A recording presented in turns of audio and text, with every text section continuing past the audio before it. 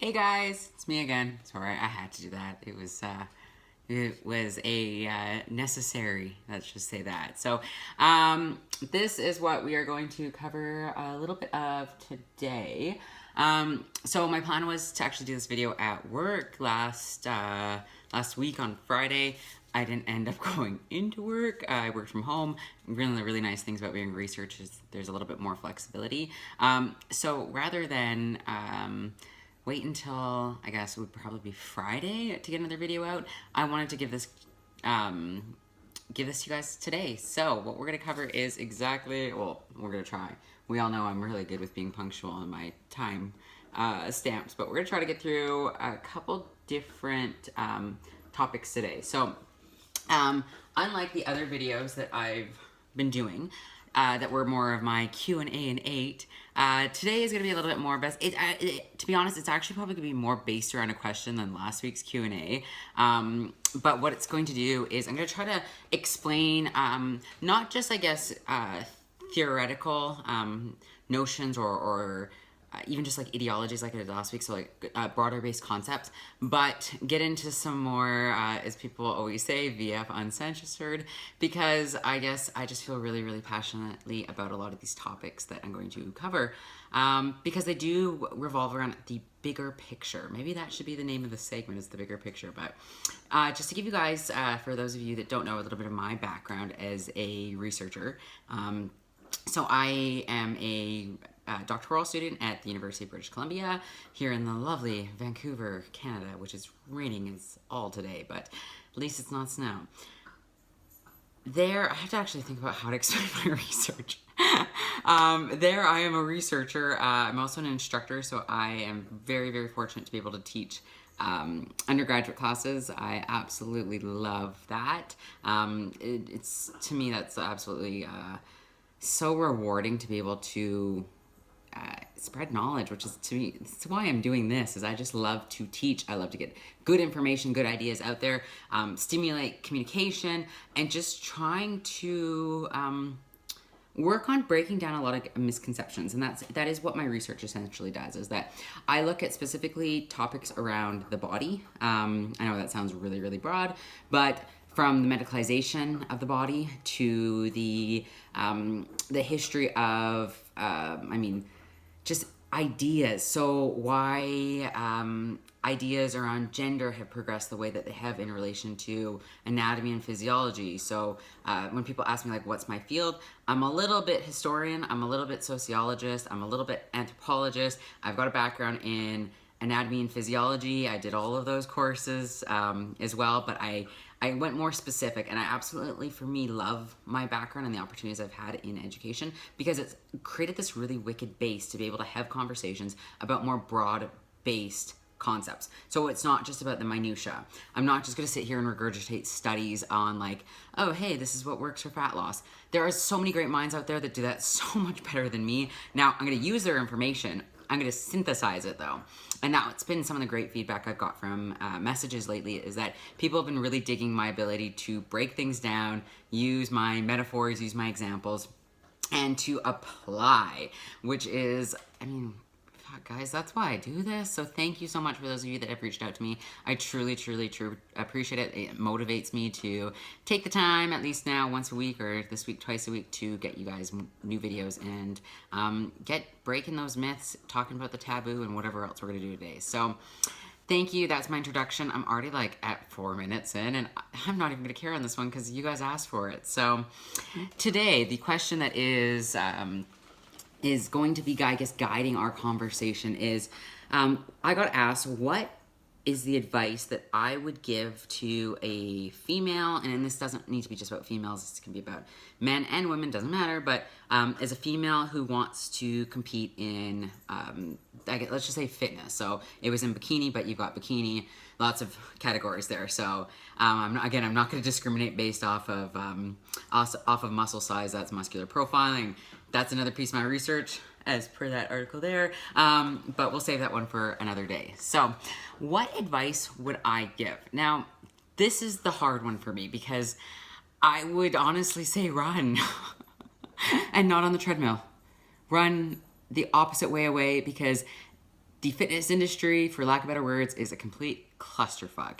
It is the Wild West right now, and sure, I have not been around for decades, but I've been around for at least the last decade or more, and I've seen it just dramatically shift. Now, there's been some great things happening in the industry. There's also been some not so great things happening in the industry, and I think a lot of the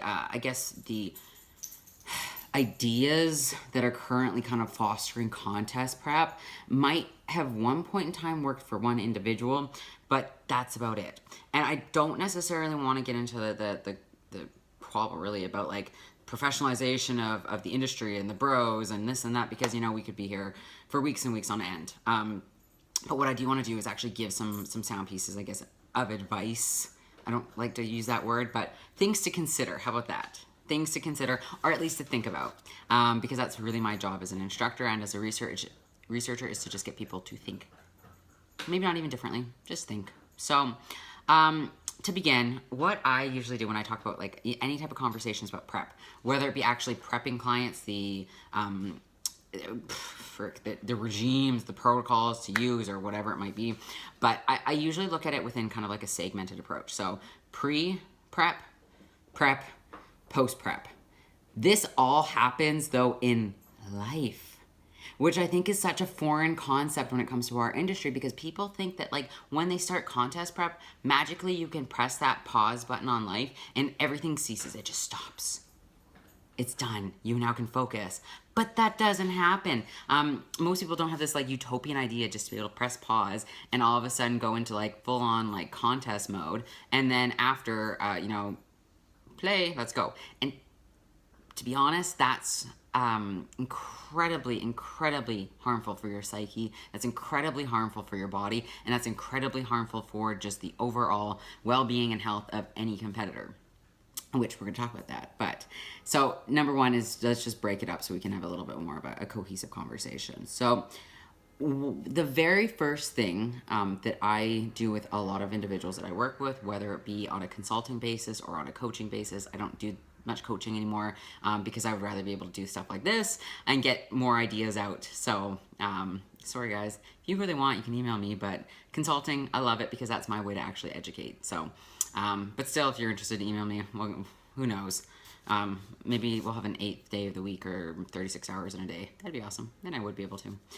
As I was saying, sorry, I've had a lot of coffee today. So as I was saying, when I start working with them, number one is talking about the risk to reward ratio. And I can't stress this enough because I feel like that the whole idea of this utopian prep ideals I just spoke to is so embedded in our industry. It's embedded in memes, it's embedded in videos, it's embedded in just, overall conversations that people have about prep. It's this like do or die mentality that transfers into this like 16-week period of time, and it's almost like you become this untouchable within that period of time, that nothing else matters except for the one single goal. And yes, you have to have some degree of I don't want to say tunnel vision, but focus when it comes to a goal-oriented task. Sports psych has told us that, but at the same time, other things are happening on the outside which you have to acknowledge and you have to know. So if you don't know, here we go. Guess what? Your body is going to be there the whole prep. It's there before you start, it's there in the middle, and it's there after. And your actions during that period can greatly affect you forever. Not just like, hey, you're gonna maybe have some metabolic damage at the end of this all. Which, if a coach tells you that, run the fucking other way. But your body is there. It's a consistent variable. It is there, and you need to think about it. You need to know when you walk into a prep, what is the risk and what is the reward of what you're about to do to your body.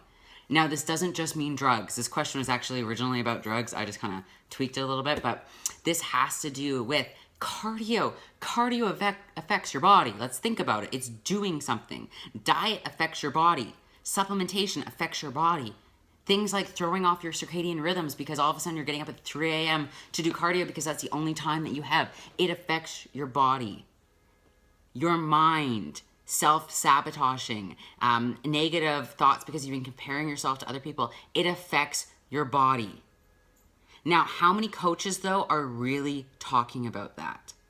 How many magazines, how many social media channels are actually getting into the nitty-gritty about the fact that there are long-term potential consequences and implications of contest prep? And not just contest prep, you could translate this to any, let's say, physique-altering goal. So please think about the risk to reward ratio as it relates to your body, as it relates to your health, and also how it relates to the things on the outside. Like, if you're prepping for nationals and you're a mom and you have 2 kids and they are off from, let's say, end of June to the beginning of September every single summer, and what you like to do is spend time with your kids during summer vacation. Nationals usually is in the summer period, at least up here in Canada. So do you know that you're going to have to sacrifice time away from your kids to be able to prep? The reality is that you are probably going to have some degree of pressure on you to do certain workouts, to eat a certain way, to make certain decisions about eating a certain way and training a certain way. You're going to have to tan. You're going to have to do other things to be able to maybe even finance your prep. You're going to have to do things like posing. You're going to have to do, check-ins. The list is on and endless, and that is going to take away from your family relationships. So when you start prep, do you know that? Do you know even the cost of prep approximately? So you can budget that in and factor that in, and then realize that that money has to come from somewhere. And if you're going to go into debt, is it really worth it? That's where the risk to reward ratio comes in. It sounds so simple. It sounds absolutely, it's 2 words. Yet it's so mysterious and not talked about. And so, again, guys, talk about it. Think about it. What are maybe the risks to rewards on your job or on your career? I know for myself, if I were to prep, no matter how healthy I'm going to make it for my individual body, I'm probably going to have some long-term consequences as it relates to my health. For those of you guys that don't know, I'm like a walking health disaster, and that's cool. That's my body. I appreciate it. I love it. I respect it. Now, do I want to put it through hell to get it on stage? No, because that's going to dramatically affect my goals outside of prep, because God help you if you don't have goals outside of prep. That's going to help, hinder my career. It's going to hinder my ability to do the things that I love. And no, training is not a hobby. If you only train as a hobby, please find something else to enjoy, because what happens that day that you injure yourself? What happens that day that you have to retire or all of a sudden pull out of a show? You're not going to have a hell of a lot to try to keep yourself occupied, to get yourself healthy, to have a more balanced, that utopian word, sense of life. So again, I'm covering a lot of points here. I don't want to dive too far into them because I want to try to get through a couple different elements of it. But risk to reward ratio. Know it before you start. Know it before you start any of your progresses throughout your prep period, whether it be just starting, whether it be in the middle when things start to get shaken up. And if you don't know what the risk to reward ratio is, ask your coach. And if they say that there is none, call bullshit on them and walk away. Because everything has a risk to reward ratio. If I go outside and walk my dog, there's a risk to reward ratio.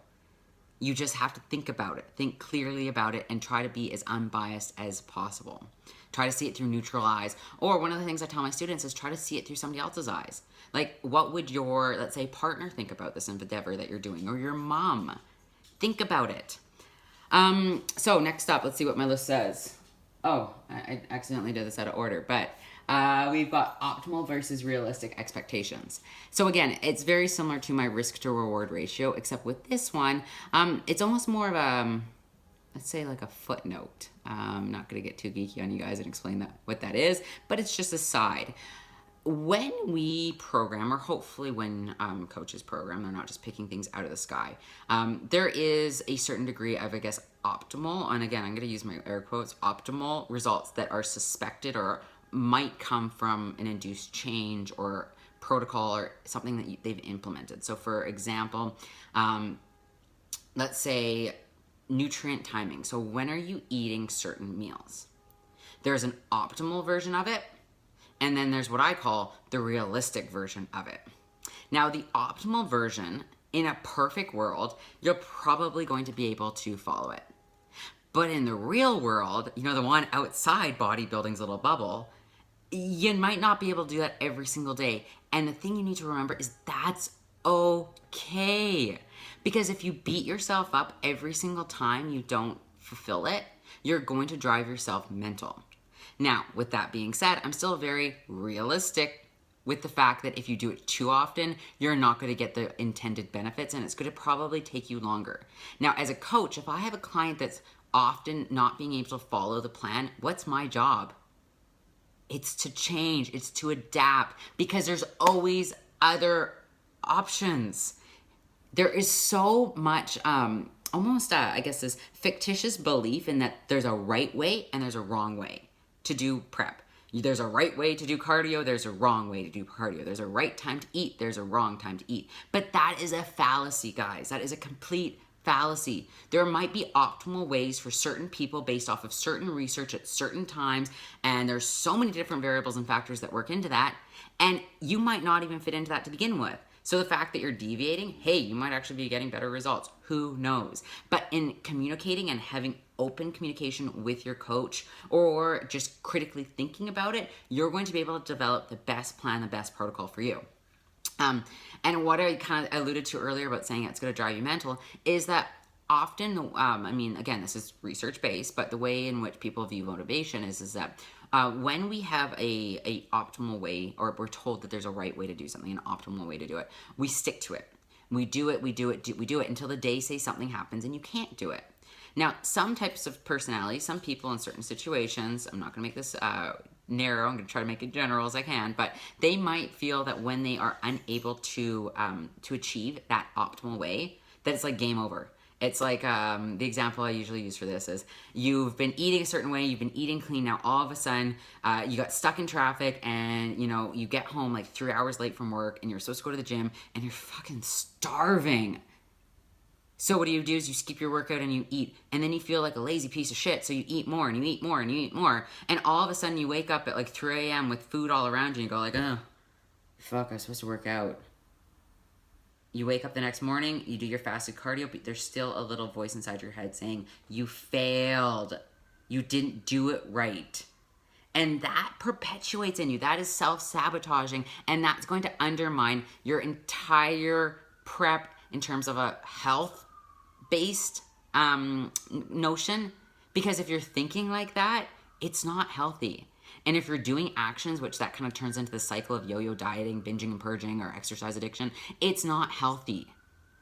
So be honest and educate. Coaches, this is almost a message to you. Educate your clients that it's okay to fuck up every now and again. It's not the end of the world. And give them alternatives. Don't give them black or white, because black or white is not the world we live in. It's not one or none. There is always room for wiggle. And in the environment of contest prep, it's a very specific niche that your body requires certain demands, and everybody's bodies will require different. Some people can get away with more deviations than others. At certain points in prep, you might be able to have more deviations than others. Who knows? But that's where communicating with your coach, communicating with yourself, really, really is important. Okay, hopefully I nailed that one. Let's see, on to the next, outcome measures. So my whole thing about metaphors and using kind of like literature and research and kind of applying those themes to the real world is so important. And I don't want to lose people by all of a sudden going off into some tangents about scientific method like I probably did in the first video I did. But we can learn a lot as long as we start to apply. So when I say outcome measures, there's lots of different definitions that have been applied to this, but the one that I'm going to use is traditionally seen within the world of medicine. And an outcome measure is what is, talked about and thought of and actually controlled for, looked at, experimented on, whatever the words you want to use, at the beginning of implementing something new. So if I'm a patient in the hospital, and all of a sudden my doctor introduces a new type of medication for me, they're going to look at an outcome measure by first looking at all my stats, my vitals, at the very beginning, so prior to administering that drug, and then they're going to look at it at the end or at the final course of it. And they're going to look at specific variables that don't change to be able to judge whether or not it was a positive outcome measure, a negative outcome measure, or maybe an indifferent one. They don't know what the actual result of it was. So if at the end I'm still like feeling like shit, obviously the outcome measures that they're going to talk about are not maybe going to be as favorable. So that's kind of my very, very, very basic definition of it. Now, with outcome measures, one of the things that I see in prep is that people go through, the very basics of what's your weight, and my outcome measure is that you have to weigh less the next week. Or what's your body fat, and you have to see a drop in that the next week. And it's so funny to me that I see people online talking about how, hey, weight doesn't matter, yet they're the ones that, I've got clients that come to me and they go, yeah, like my coach is freaking out because my weight didn't drop, and then they all of a sudden implemented this crazy regime, and I just go like, so you're telling me that number on the scale doesn't matter in one setting, but then you're turning around and saying that it does in your contest prep setting. Doesn't make a whole hell of a lot of sense.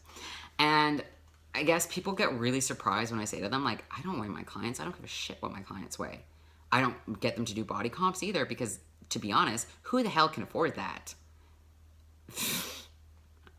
A good bod pod analysis is going to be quite costly, and would I rather them, eat good food from good sources or get a bod pod analysis? That's pretty much a no-brainer for me.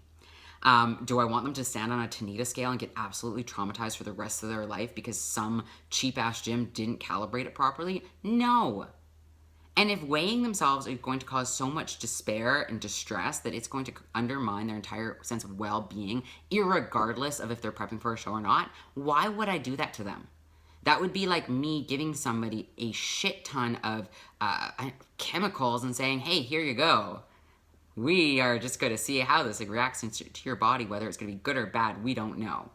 Except for on the sidelines, I do know. I do know that those chemicals would be harmful, and they would be completely sabotaging that individual's success. So I'm not going to do it. I'm not going to make them unhealthy, just like I'm not going to make them weigh themselves. There's other measures that can be used to help track a person's outcome or progress. Simple. Biofeedback. Listening to your body. Learning your clients' bodies, learning your own body. So, you feel good? Well, what did you do to feel good? You look good? Hey, what did you do to look good? Yes, it's going to be a lot more specific than that, but in other words, check in with your fucking client. Check in with your body. And not just like, hey, send me progress pictures. I need to know details. I need to know how you shit yesterday. I need to know how you slept, what your digestion is. I need to know what you ate, what you trained. And if you deviated, I have to have a relationship with you that you feel comfortable actually talking to me about it. You feel comfortable giving me those details. And now, those are not all the biomarkers that I use. You guys, I don't mind sharing all my stuff. Maybe that will be another video. I can go through all the biofeedback that I traditionally ask just a basic client. But there's so many things you've got to look into and you've got to communicate with. And if you're just doing your own thing, prepping yourself, there's so many things that you need to make sure that you're covering, that you see what's going on. Because no, we're not all doctors. But there are red flags that are going to come up, and that's your job, not only as an individual that is informed, but also as a coach, to be able to see those red flags. Whether they be emotional, psychological, physiological, those are things you need to talk about, because that all relates to that risk-reward ratio that I hit on at the beginning. All right, so we're almost at 25 minutes. See, this is what happens when you lecture usually for an hour and a half to 3 hour spans, is you just really like to talk, I guess. Let's see what the next one is. What we got? Feedback loop. So feedback loop is a very, very similar concept. So when we talk about feedback loops, again, they manifest in, sorry guys, whoops. They manifest in lots of different fields and domains, but what I'm going to talk about more is within medicine. So a feedback loop is essentially something goes into a system and it causes chains on the other side of a command, and then it comes back around. So it's a cycle. And I don't want to give any specific examples because I feel like I would confuse people even more, but just think feedback, you're getting some type of feedback from putting something in, making a change, and then there's an outcome measure usually at the end, it feeds into the initial thing that you were trying to change. Again, science people, I'm so sorry I just bitched that or botched that up, but it happens. At least I'm going to talk about it and explain it. When it comes to feedback loops, one of the reasons why I'm touching on this is that nothing happens in a vacuum. It's not just like you do cardio, like I said at the beginning, and all of a sudden you just lose weight, magic, done. Something's happening inside your body, and you have to understand what those changes are and why they're occurring, how they're occurring, and what you did to make them occur, which is that whole notion of outcome measures. So at the end of the day, guys, what I'm trying to say is just learn and know. Understand what's going on before you get into it, because it's a lot harder when you're in the thick of things to say to yourself like, hey, shit's not going well, but hey, I got a six-pack. No. You're just going to see that six-pack and you're going to be so happy about it that nothing else is even going to be, nothing else you're going to see.